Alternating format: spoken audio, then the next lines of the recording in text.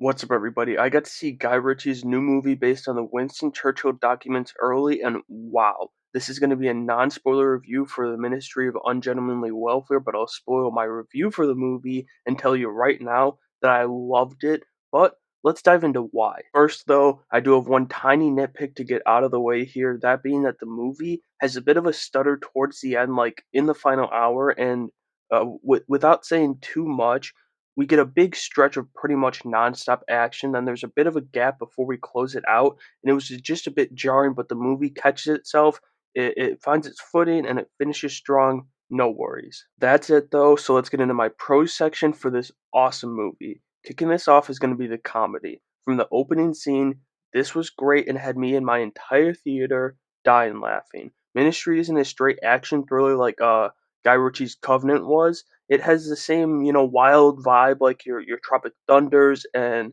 all your other great action comedies of the movie world. It's a great balanced mix of it all, and I hope to God Churchill had more stories with these guys.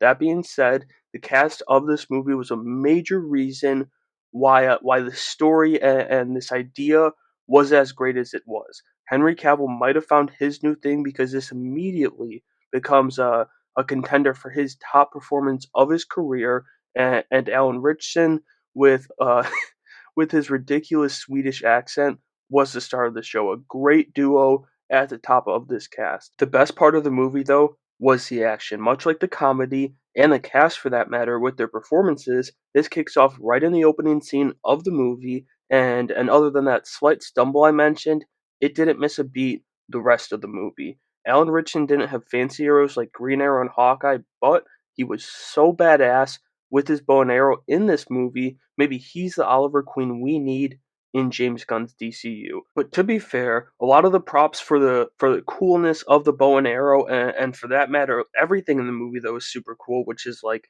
almost everything. A lot of that credit deserves to go to the effects departments. This movie had a certain style to its effects, and I don't want to say it was bad. It wasn't. It was just different, but it stuck to it through and through, which made it work really well, at least for me, to my own surprise. And so that'll do it for my review of The Ministry of Ungentlemanly Warfare. Another great movie under Guy Ritchie's belt, and I'm hoping for a franchise out of this movie, as it's going to land at a 9.5 out of 10 for me. But let me know what you thought of this movie down in the comments below, and make sure you have a great day.